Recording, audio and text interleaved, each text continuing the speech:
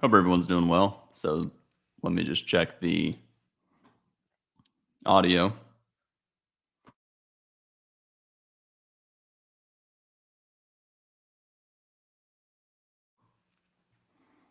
Okay, so as always, if the audio is bad, just let me know in the comments.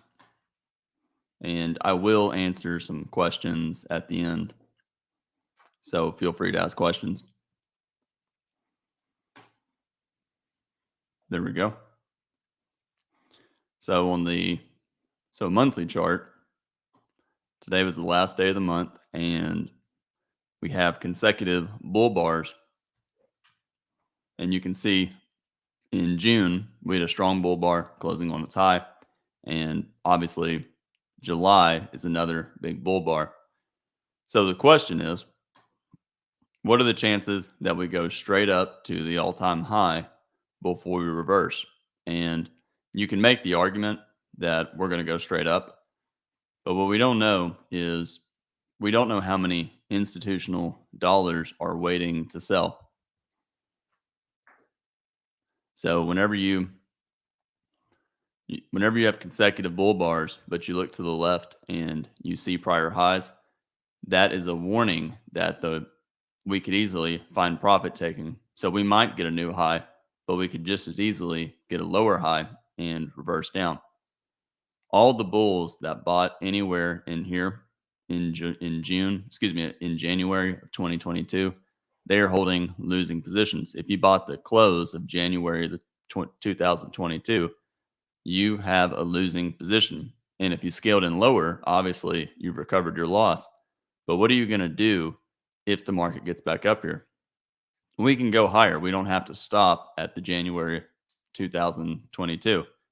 But the reality is there's probably profit taking here.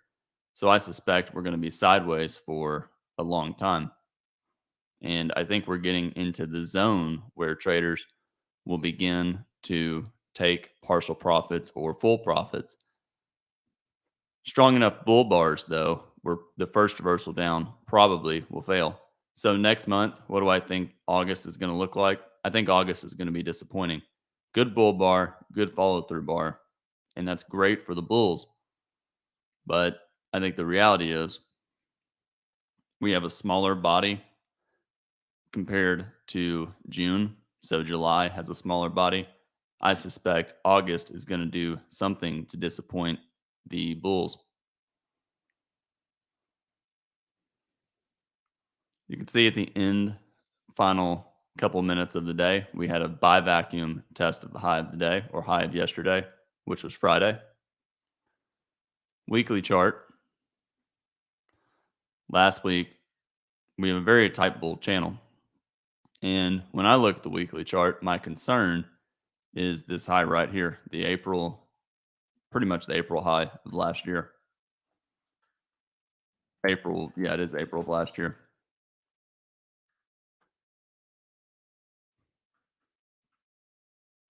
So the April high, let me just give me 1 second here. It's going to be the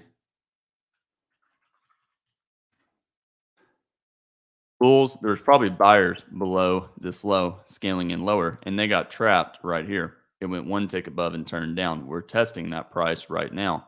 So I suspect we're in an area where traders, again, are going to take partial profits and will probably go sideways fairly soon. On the 5-minute chart, on the open, we have a bear bar. First bar of the day, it's a doji, big tail below, second leg up after this overlapping price action on Friday. Probably buyers below 1, but probably sellers above 1. You're near the high of the day, so probably better to be looking to sell than to buy. And when I say high of the day, high of Friday. Bar 2, an inside bar, but probably sellers above 2, sellers above 1. Since 2 is an inside bar, it increases the chances that we may break out to the upside. But if we do, I suspect it'll probably fail.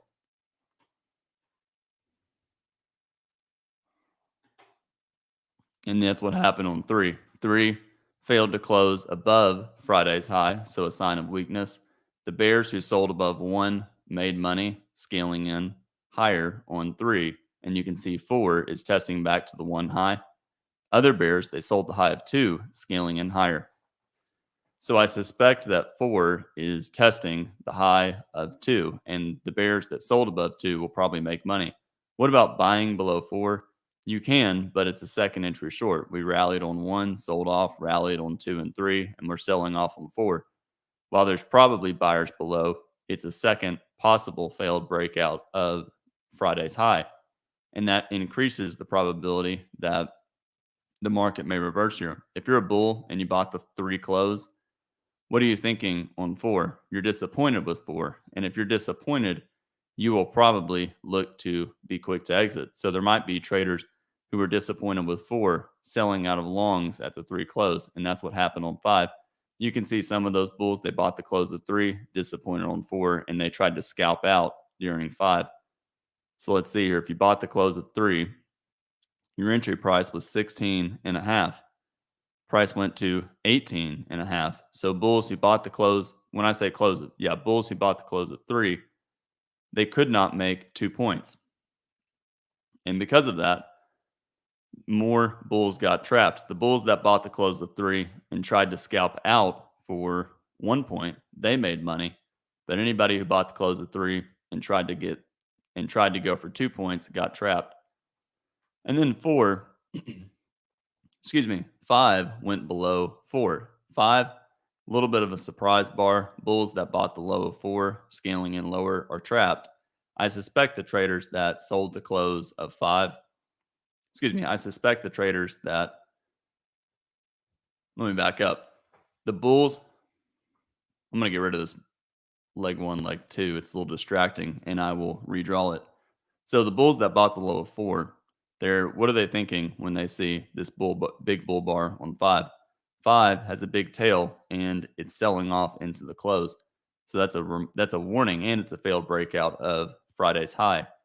Most traders probably will be quick to exit below this bar. So 5 has the potential to have a lot of traders selling the close, which means 6 could be a downside breakout. And then you got this really big bear bar on 6. 6, obviously a sell climax, test of support. The 60-minute moving average, the lows of Friday's bar 63 or bar 77.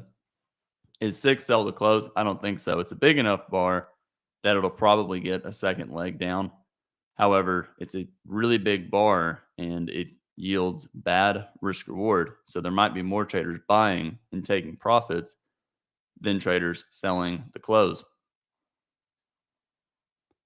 And then 7, we have an inside bar. Most bears probably exit above 7.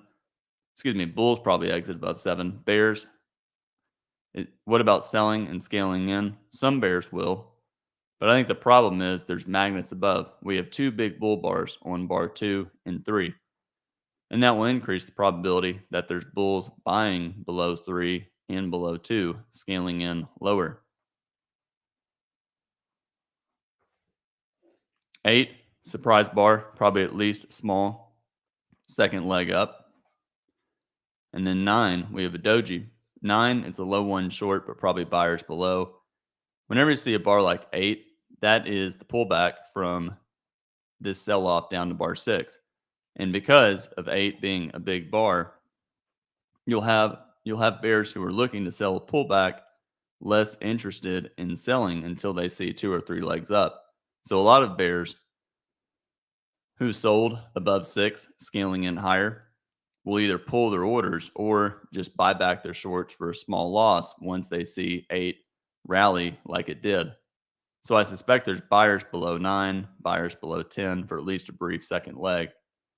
Even though 10 is a bear bar, for the bears, it's possible 2 legs up or a wedge. We rallied on 6, sold off on 7, rallied on 8, sold off on 9, rallied on 10. So it's a possible wedge, but it's a 4-bar micro channel, and there's probably buyers below. It's really a 5-bar micro channel.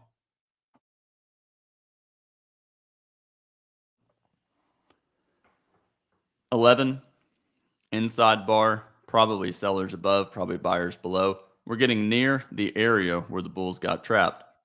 Bulls got trapped buying the 4 low and the 5 low, so I suspect this area is probably going to be resistance. And then 12, we have a big bull bar. 12, possible buy climax and a buy vacuum test of the 4 low.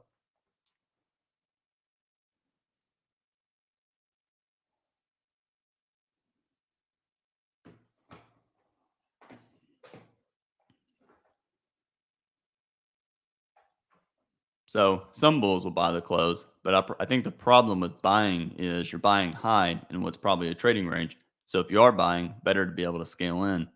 Also, I think the bears will probably get some sort of a second leg. Even though 6 has a big tail, it was reasonable to sell the close of 6. And because it was reasonable, traders that sell and use a wide stop and scale in will probably make money. So 12 is probably a trap. And that's why 13 had a big outside down bar. The bulls that bought the close of 3, disappointed with 4, 5, and 6. What are they going to do when 12 retest the high of 3 or the close of 3 or the low of 4? A lot of those bulls are going to sell out of longs, and that's why 13 looks the way it did. 12 is also the close of the 60-minute of the first hour of the day. And if we go back to the 60-minute chart,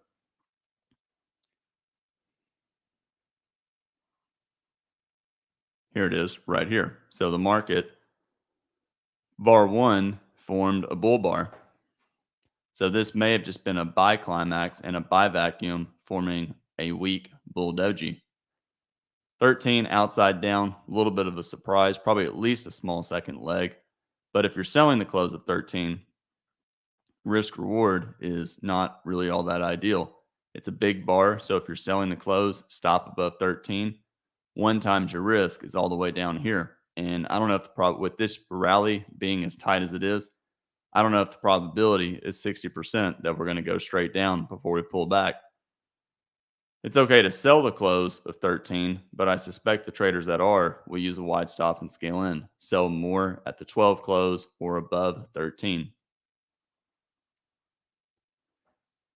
And then 14, we have a bull bar closing on its high. For the bulls, high 1 buy, but after 13, I think the bears probably will get a second leg down.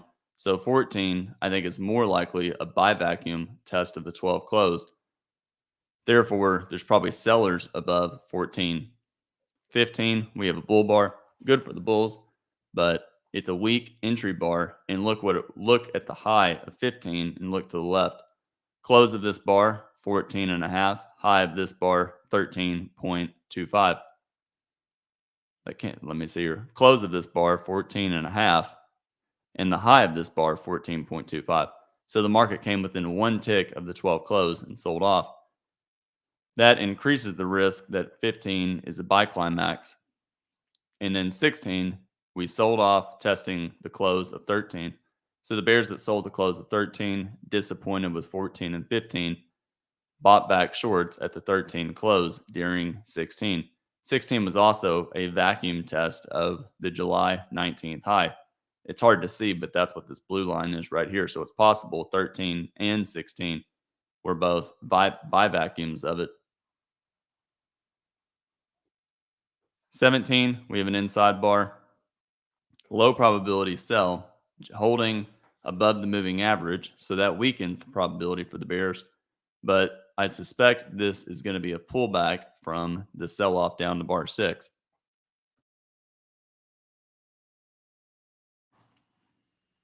18, failed breakout above 17, still going sideways. 19, failed breakout below 18, bull bar closing on its high, possible triangle, low probability buy above. 20, we have a doji. For the bulls, it's follow through after 19. For the bears, it's a weak entry bar for the bulls that bought above 19. Probably more sideways. And then 21, we failed to break out above 13. So we found sellers above 13. And 21 formed a bear bar closing on its low. For the bulls, for the bears, it's a second failed breakout of the 3 low. So if we draw a line at the 3 low right here, tried to break out. We tried to break above it once, failed, tried to break out again, failed.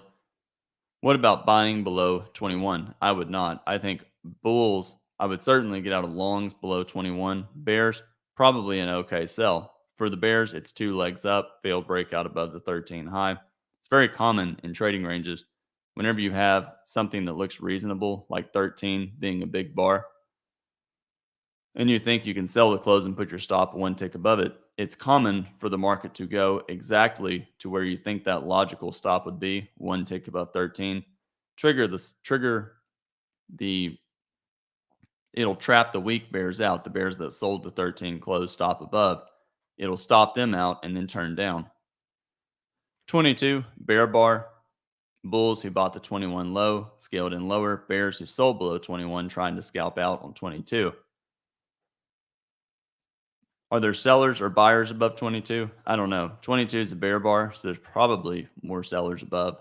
And then 23, we have a surprise bar. Bear bar closing on its low. Is it sell to close? It's not quite sell to close, but it's 3 consecutive bear bars, and that will lower the probability of bulls buying above it. 24, doji, probably sellers above. For the bears, it's a pullback from the 23 bear breakout. For the bulls, it's a failed breakout of the 16 low or the 13 or 14 low, but I suspect probably sellers above 24 scaling in higher. And then 25, we have surprise bear breakout, test of the 6 low, test of the 6 close. 25 is the second leg down. We had a bear breakout on 23 and then a pause on 24, and then we got a second leg down on 25. 25, big tail below the bar, so it might be more of a buy the close bar than a sell the close bar. And you can see bulls bought the close of 23. Bulls that bought the low of 24 also made money. So this looks like it's going to go more sideways. 27, we failed to break out below 26. 26 was a low one short, but it's a bull bar, so probably buyers below scaling in lower. And then 28. For the bulls, it's a second leg up after 26. 26, we rallied. 27, we pulled back. And 28, we're forming a second leg up. What about buying the close of 28? I would not. The channel down from 25, from the 21 high to the 25 low is tight, and there's probably more sellers above than buyers. So if the next bar is a bear bar, this would be a second leg. This would be a low 2 and 2 legs up. And if you look at 26, 26 tested the doji on 24. Dojis are trading range bars, and we have a bear breakout on this bar right here, and then a doji, and then another big bar. Dojis, since they're trading range bars, they're magnets, and the market usually has to get back to them. And you can see the market tested the close of this bar. The close of 24 was 10.25. The high of this bar was 10.5, and we got a second leg down. 29, it's a bear bar. Is it buy the close or sell the close? I think it's more of a buy the close bar than a sell the close bar, but it's a little bit of a surprise, so the bears may get a small second leg down. But I suspect that the bulls who bought the 28 low, scaling in lower, will probably make money.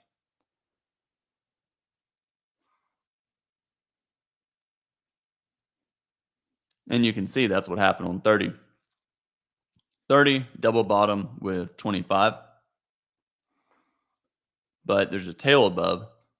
For the bulls, it's a reasonable swing buy, but with the size of 29 and the tail above 30, that tail above 30 is a warning that traders sold into the close. And if you're looking to buy above a bull bar, you really want a bull bar closing on its high, not a bull bar forcing you to buy in the middle of a 5 or a 6 bar tight trading range. 31, follow through, but failed to break above the moving average, failed to break above the July 19th high. Probably going to go more sideways here. For the bears, it's a breakout pullback short below 31, but I suspect there's more buyers below 31 than sellers. And you can see 32 was a bear bar. 32, it's a breakout pullback buy from the 30 and 31 bull breakout. So there's probably more sellers above 32 than buyers. The bulls, they really need an upside breakout here. And then we have a doji on 33. 33, a doji, it's a neutral bar, inside bar. So the range is contracting, and contracting ranges mean the market's in a trading range in breakout mode. 34, outside up. Outside bars in general in a trading range are low probability stop entries. That means the market's probably going to continue sideways here. So it's probably a bad buy above 34. For the bulls, it's a double bottom, 31 and 34. You can call it a triangle. And it's a larger double bottom with 6 in one of these lows. So it's okay for bears to exit shorts above 34. Follow through on 35. But I think the bulls still need to do more. And then we have a doji on 36.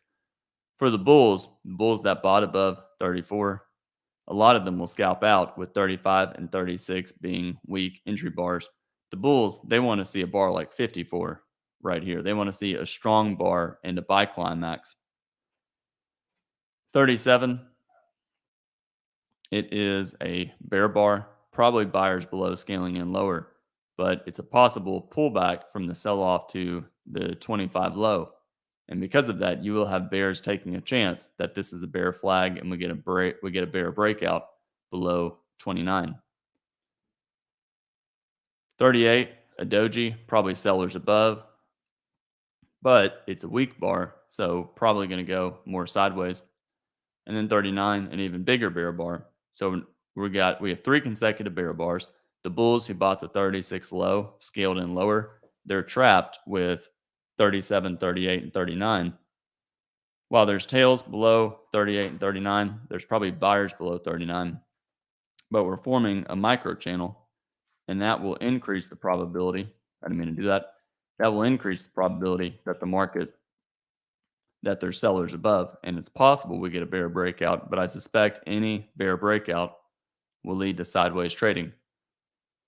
And then we have another doji on 40, probably buyers below, but now the bears have a micro channel lasting 4 or 5 bars, so probably sellers above. And then we have a bear bar closing below its midpoint on 41. The bears, they're trending, they're getting lows below the prior low, and they're getting closes at or below the close of the prior bar. So those are signs of strength for the bears. Still, we're not getting closes below prior bars, so it's a sign of weakness. But they're doing more than the bulls, and that increases the probability that we might go a little bit lower. 42, breakout below 41. Good for the bears, but I still think the bears need to do more. This is probably a buy zone more than a sell zone.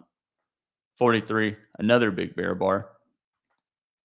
But if the bears are all that bearish, why are we getting tails below the past 4 or 5 bars?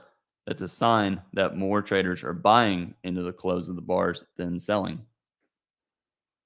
And then we have a surprise bull bar on 44. 44, are we always in long? We might be, but I really think the bulls need more. As good as 44 looks, it's holding below the moving average, and it's really common to get buy vacuums and sell vacuums. So we have a big sell-off and a big rally, probably going to go sideways. Triangle from 25 to 27, so we'll probably test the apex of it. And then 45, we have a bear bar, but it's a doji. There's probably buyers below 45, scaling in lower, but we're in a trading range. And one thing I like to think about is if I'm a bull and I'm willing to buy the close of this bar, where's my stop? Let's say it's below 44, this bar right here. So if my stop's below the bull bar and my entry price is the close of this bar, 1 times my risk is all the way up here. And when I look at this and I ask myself, what's the real probability that the market's going to go up X number of points before it goes down X number of points? And whenever you have a micro channel, that will lower the probability of the market just going straight up. So there's 2 scenarios. One, the upside's probably let me back up. Because of the bull bar on 44, we're probably not going straight down. It's enough to make the market probably rally for a couple of legs, but the pullback could be really deep. We could easily fall below 44 before we find buyers. So 44 is a trading range bar more than a bull trend bar. And it's a really difficult thing to differentiate. You see this bar on 44 and you think, yeah, it's a bull trend bar. We're going to go higher. But then there's bad follow through. And you have to think about it. If 44 was really a strong bull trend bar, why was 45 a bear doji? 45 it's a bear doji because traders were not interested in buying the close. And if they're not interested in buying the close, it's more of a trading range than a bull trend. And because of that, there might be more sellers here than buyers. But the sellers are probably going to scalp out. Plus, 43 is a bad buy signal above the bar. 46, big bear bar, a little bit of a surprise, may get a small second leg down, but several. But the problem the bears have is the bulls are getting a lot of bull bars ever since the sell-off that began at the 21 high. And you can also argue that the sell-off began at the high of the day. So a lot of bull bars here, a lot of bull bars in the 30 to 36 price area, big bull bar on 44. That means 45 might be a better buy the close bar than a sell the close bar. If you sell the close of 46, I said 45, I meant 46. If you sell the close of 46, your risk reward is bad because your risk is somewhere up here and your reward is somewhere down here. And the reality is there's probably buyers below 43 or the 44 low. And that's exactly why 47 is a bull bar. 47 inside bar. There's probably sellers above 47. But because of the rally, it was reasonable to buy the 44 close. And 45 was there should have been buyers below 45. And if you think about it, the bulls that bought the 44 close, they never really had an easy way to get out when they were disappointed with 45. That means there's probably at least a 60% chance, if not more, that we're going to have to get back to the 44 close. 48, we tested the 45 low, relieving the bulls who bought this low and more lower. And then 50, we're testing the high close of 44. 49, we're testing the high close of 44. Is 49 a buy the close bar? Well, if you look at the day, anytime the bulls showed signs of strength and it looked like a buy the close bar, the market did not go that far. Same thing for the bears. You can probably buy the close of 49 for at least a little bit higher, but it's not really all that ideal. Tight trading range, probably limited upside. And then we got a surprise bar on 50. 50, it's always in long. Is it by the close? You can argue it's by the close, but it's a possible second leg trap with 46 and 50 and a buy vacuum test of the July 19th high right here and the apex of this triangle that was around bar 36. 51, we have a doji.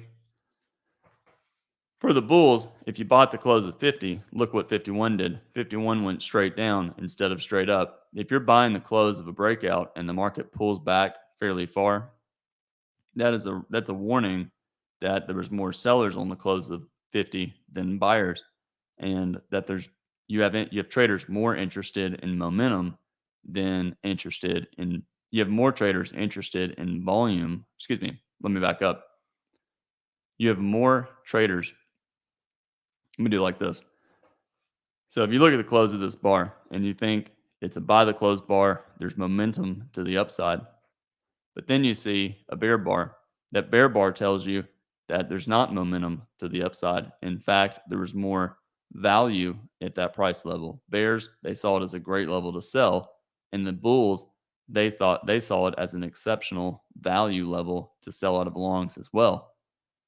And if there's no minimum to the upside, that means you'll have more traders looking to sell, more traders looking to buy a pullback. 52 consecutive bear bars, but tail below 51, tail below 52, plus 49 and 50 are strong enough. We'll probably get at least a small second leg, but the pullback can be fairly deep. 53, a little bit of a surprise bar. 3 consecutive bear bars make it a small second leg down. Possible second leg trap for the bulls. Leg 1, 45, leg 2, 51. You can see the low of 45. Bears sold the 45, low 1, scaled in higher. They made money. Probably going to go sideways here, so I doubt we go straight down. But the bears, if they can get another big bear bar, that will increase the odds of going lower. But big tail on 41, big tail on 42 probably limits the downside. And then 54 is a bull bar. Probably sellers above 54 for at least a small second leg down. 55, doji, but after 3 consecutive bear bars, this is probably more due to the bulls who bought the close, scaling in lower, getting out break even on the entire trade. 56, outside, almost outside down. Probably buyers below, scaling in lower. 56, a little bit of a surprise, and 51, 52, and 53 are big enough that we may have to fall a little bit lower. And 57 is a bear bar. It's followed through after the 56 bear breakout, and it did one thing important. The bulls that bought the 55 low, they were disappointed with 56. And look what 57 did. 57 did it tested the 55 low, but it did not fill the breakout point, which means the bulls that bought the low of 55 scaling in lower are still trapped. And that increases the odds that we go a little bit lower. And then 58, we have an inside bar, probably buyers below, scaling in lower. And then 59, we have a doji, big tail below, big tail above, increases the probability of more sideways trading. And I suspect at a minimum, we're going to get back to the 55 low. And then you can see 60, outside up bar, bulls buying around the 48 low, tight bear channel, so probably sellers above. But bulls, I suspect the bulls that bought the low of 55, which is that red line, will be able to avoid a loss. 61, bull bar, but there might be sellers, and this red line will probably be resistance. 62, outside down, probably buyers below, but probably sellers above. We pretty much went sideways in this area. I'll talk about a few of these bars since they were a little bit bigger. So we went sideways for a few bars. 64, we tested the high of, well, really 66, and 65, we tested the high of 50 to buy the close bar. But you can see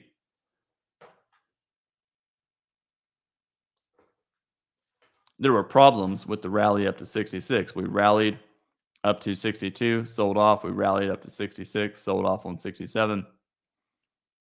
67, big enough bar for a few legs down, and we got 3 consecutive bear bars down to 69 and a 2-legged pullback. First leg being 70 pullback, and then second leg up pullback being 72, and then we got a second leg down on 74, and then we got a surprise rally into the close, and that was due to the daily chart and the higher time frames. For stop entries, this is a broad bear channel, which is mostly a trading range, which means stop entries really are not all that ideal. But I think it's reasonable to sell below probably 5, maybe 4, but 4's got a tail.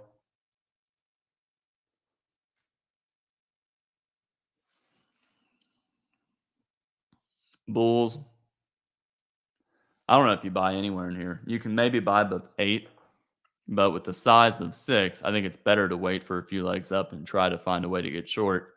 Therefore, I thought 21 made a lot of sense. If not 21, maybe 23, and probably get out of longs above 30. Bulls can buy, but I suspect the upside's limited. If the bulls did buy, they probably get out below a bear bar like 37. It's 2 legs up, and the market's holding at the moving average.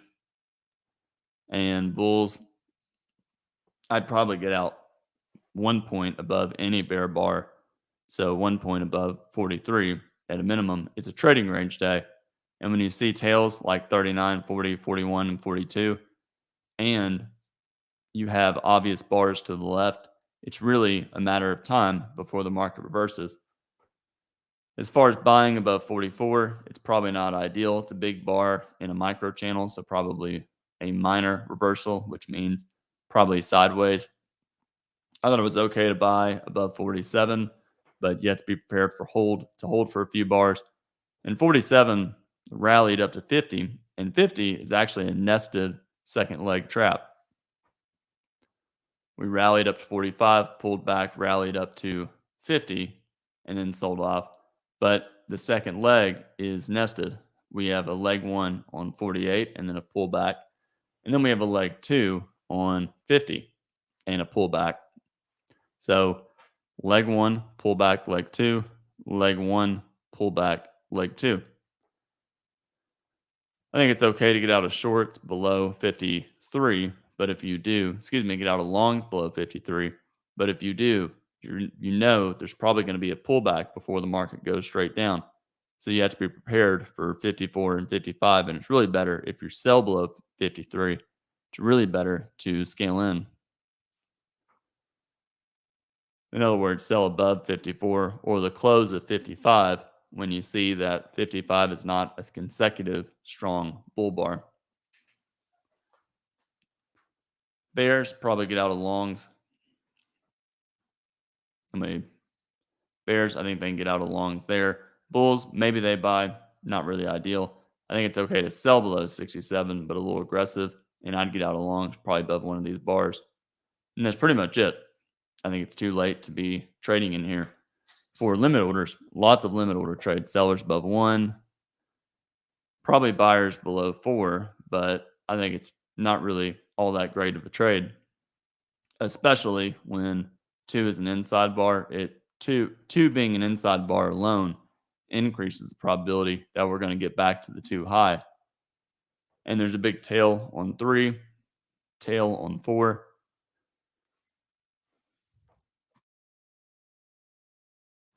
And because of that, it makes it a micro double top. Probably buyers below 10, sellers above 10 or 11, even sellers probably above 12, probably buyers below 12, buyers below 15, sellers above 15, sellers above 18, sellers above 13 for a second leg down. And to be clear, when you get this big sell off, this is kind of like it's a major surprise. And it's a big enough surprise that I would at least expect follow through selling for at least the next several bars. So in other words, a second leg down. Probably sellers above 27 or 26, probably buyers below 27 or 28. Buyers below 31, but probably sellers above 31. And probably buyers below 51 or 52 for at least a scalp. And sellers above 54, buyers below 58, the inside bar, sellers above 62, scaling in higher. But if you're selling above 62, you have to be aware that you'll probably test the 50 close. So it's a little bit low in the range to be selling there. Buy the close, sell the close.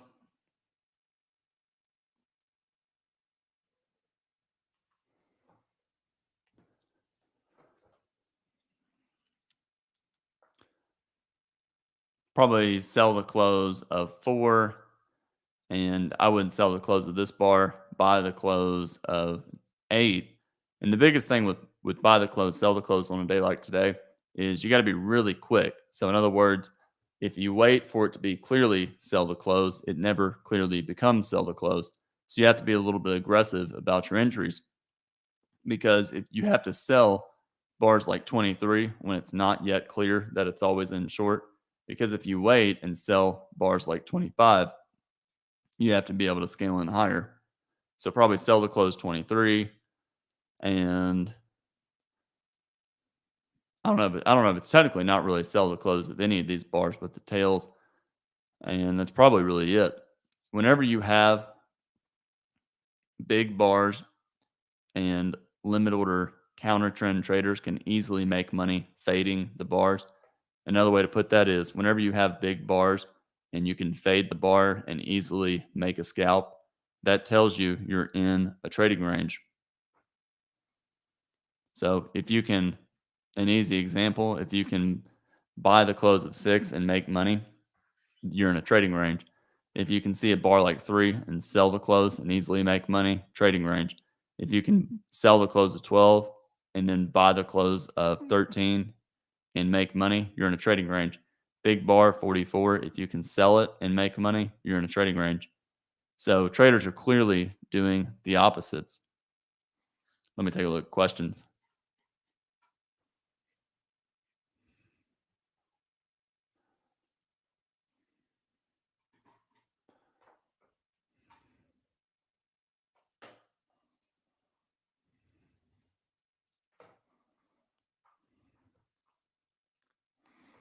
Question: would you buy above bar 64 today? And if so, how would you manage it? So 64, the one thing you know is 64 is in the middle of a tight trading range. And that alone means the probability is low. 64, yeah, there's a few choices. The easiest choice if you're buying the close of 64 is to put your stop one tick below 64. You know it's low probability, so go for twice your risk. So if you buy the close of this bar,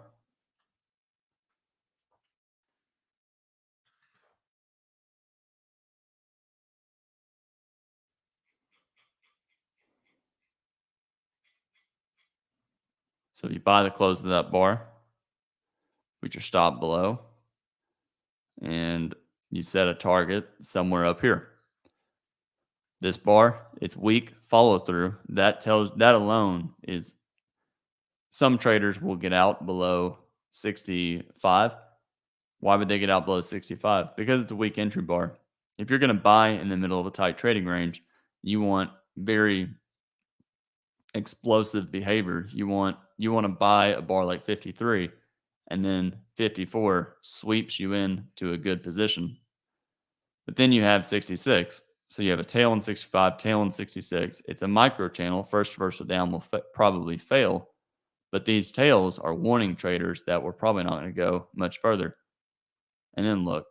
So if you did not get out here and you saw this bar with the big tail, you really had one bar. And if you didn't get out there, you had to hold through all of that. But the worst thing traders do, and this is kind of that skunk in the road mentality. The worst thing traders do, they buy the close of 66 and they buy the close of 64, put their stop below 64. And then they see these bars. And the problem is if they're long here, you have to really think about it. What do you think is going to happen at the 64 low? If you're a bear, would you sell on a stop one tick below 64? So if you're an easy way to think about this is you sell below there. You might big bar, put a stop one tick below. Another bar, put a stop one tick below. And look what happened.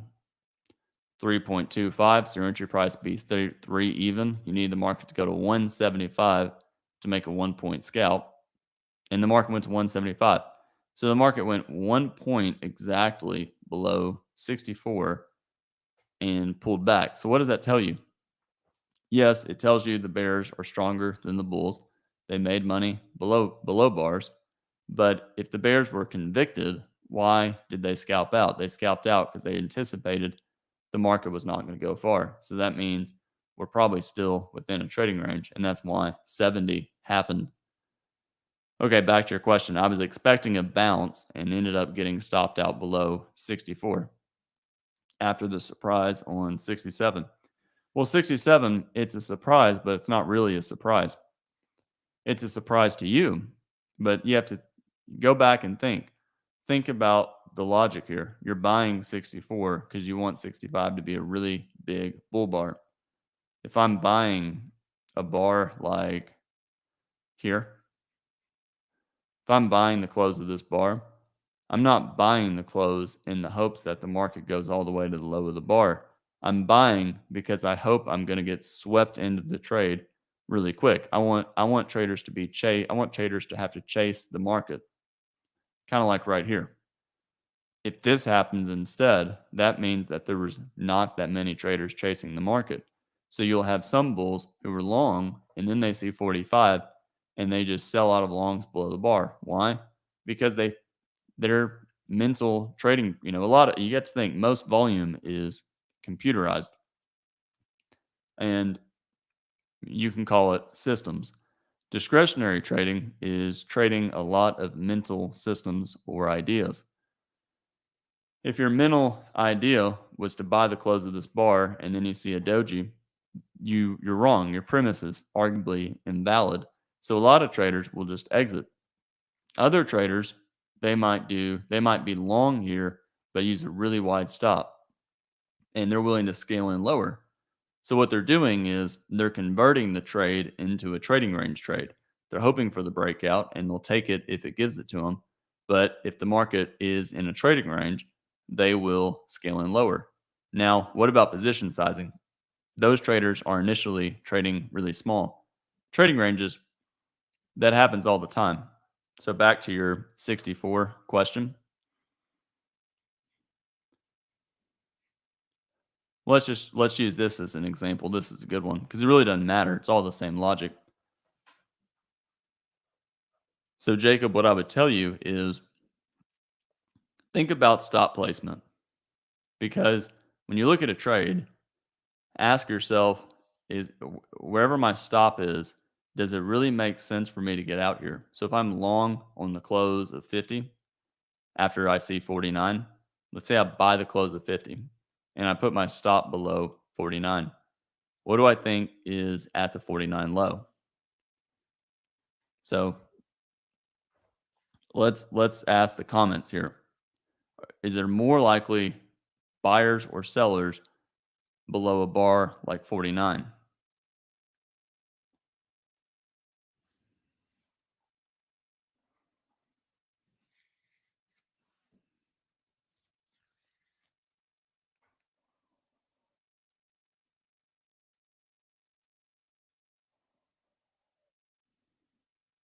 Exactly. There's clearly more likely buyers.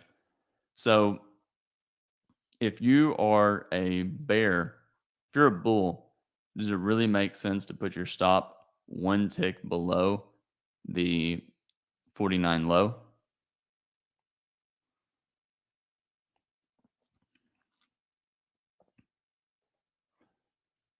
Of course not. Because if you did, why would you it wouldn't make any sense.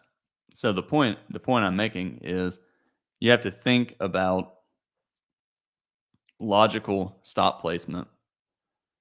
So if you're long, you kind of have a few choices. You get out quickly, or you really don't want to get out down here. That's kind of a skunk stop. And a skunk, the analogy behind a skunk stop is a skunk that's in the middle of the road, in between getting out early and getting out late.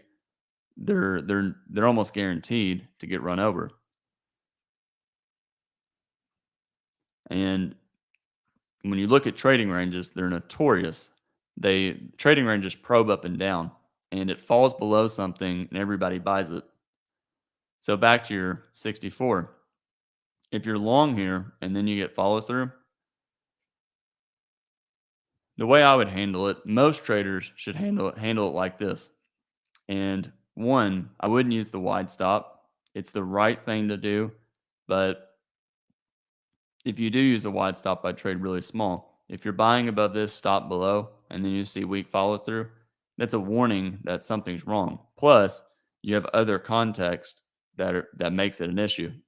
Close of this bar, it's reasonable to buy this close, and traders scaled in lower. So look what's happening. They're getting out here. You're testing the July 19th high, and then we're selling off. So I hope I answered your question. Would you consider 21 a reasonable trade? I thought 21 made a lot of sense. Two or three legs up, double top with 13, and I thought we would get a second leg down after 14, 15, and after 4, 5, and 6. What would you guys call today? Looking at it now, I'd probably call it a spike and channel. You can call it a spike and channel. You can call it a broad bear trend. And you can call it a broad bear channel. And broad bear channels are trading ranges. But whenever you look at the market, the way you identify the type of day is the depth of the pullbacks. So you have a big sell off. If the market ever becomes always in short, for example, but then in a few bars later, it looks like it's always in long, and you're not really sure if the bears are in control or the bulls are in control, you are in a trading range. A broad channel is all channels are trading ranges, but a broad channel is just a prolonged trading range. And eventually, look what happens. You rally, you test the top of the range, and you start to go sideways. How big of a bar makes you hesitate to buy, like bar 77? It's a big bar, but I know it's profit taking, but I'm always afraid to buy big bars. Well, what I would tell you is if you're ever afraid to buy or sell something, you are afraid of the risk that you're about to incur. And that's a warning that you should trade smaller. The other problem with buying 77 is I get the logic, it's profit taking into the day, but it's also a big bar. And big bars late in the day, the one problem you have with trading the final bars of the day is time is working against you. So even if we look at the Globex chart, you got lucky if you bought this bar and you got a big buy vacuum test. But look at the past 30 minutes. You've been in a range of 1 point. So I think for the most part, most traders, I wouldn't do anything at 77. I think it's generally a mistake. The other thing you have to think about is why are you wanting to trade at bar 77? You're trading, if we take a look at a calculator and we just do some mental math, there's 81 bars to a day. So 1 bar divided by 81 is 1.23% of the day. So 0.0123. So if by 77, there's 1, 2, 3, 4 bars left. So times 4, you're trading with only 4.92% of the day left. That means 95% of the day is already gone. So if you're doing that, make sure you're at first ask why. A lot of people like to revenge trade in the final minutes of the day, and that's generally a mistake.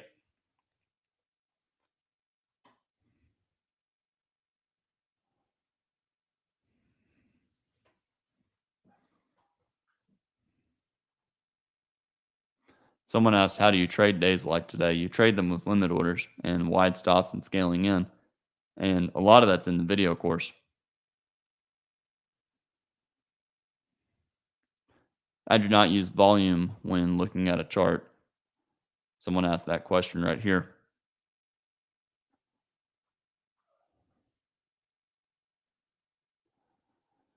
Whoops. Okay, question. Were the lows of bar 5, I believe you mean bar 6. Were the lows of bar 6, 43, and 47 a wedge bottom? Yeah, it's 3 pushes down. So you could draw that right here. That's 3 pushes. So I agree with you. Why is July 19th a special day? It's not, I wouldn't say it's special, but it's just a cluster of highs on the daily chart. So July 19th, I can make the same argument with July 25th, July 26th. It's just a price level. And we rallied, sold off, rallied, sold off, rallied, sold off. And it's a range. And we broke above that range on this day, the 27th, and sold off. So the reason I had it drawn was it's just a reminder of those trading range highs. And just like most support and resistance, it's a level, it's a zone. So it might be 3 points above it, 6 points below it. It's just an area. So it's a reminder that we're going to be sideways most likely. Okay, question, what about selling the 37 close? If you're selling the 37 close, it's not terrible. It's two legs up, and you're hoping on some kind of double top and a downside breakout and a test of the 6 low, which is not unreasonable. But I think it's slightly lower probability with the tail on 37.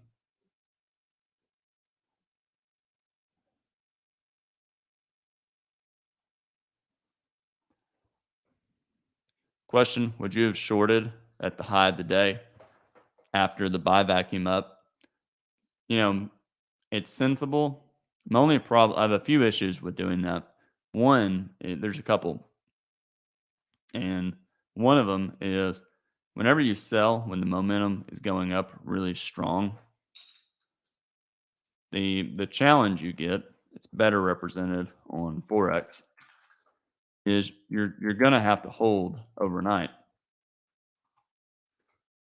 And I don't think it's worth it.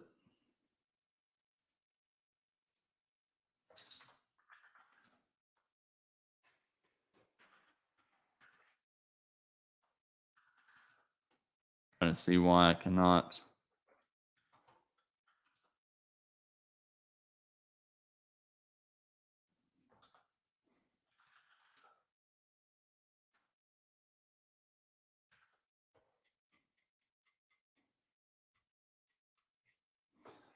It's not, there's not, I'm trying to find a decent example.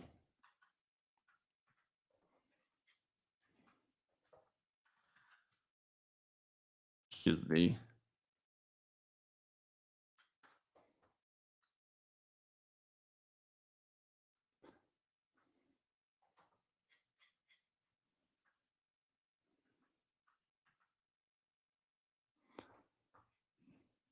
What you're in essence hoping for is this big rally and then you sell it in an immediate sell off.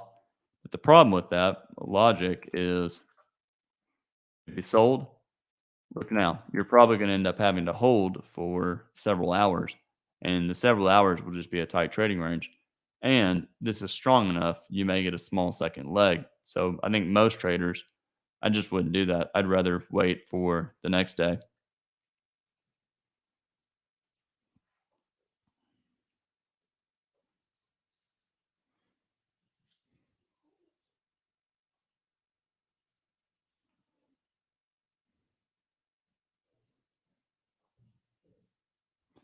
Look for more questions. Why the end of day spike?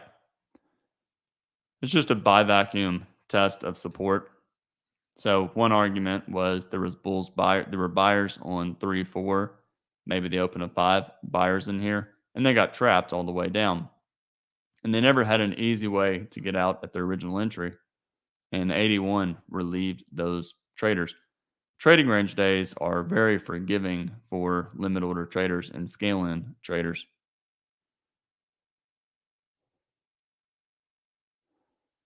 Can you go over the measured move that you had at the open of the week? I don't know if I had a measured move at the open of the week.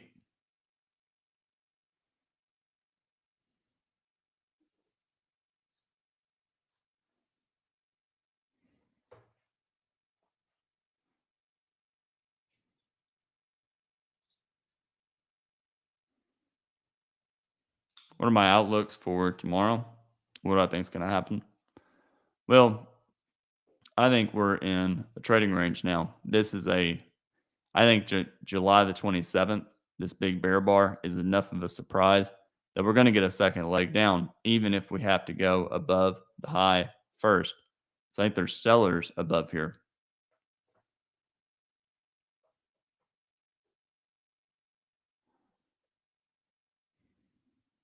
All right. So it'll be interesting to see what tomorrow brings.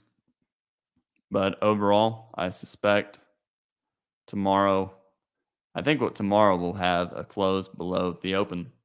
The Bulls have done a good job reversing July the 27th, but I suspect there's still sellers somewhere above.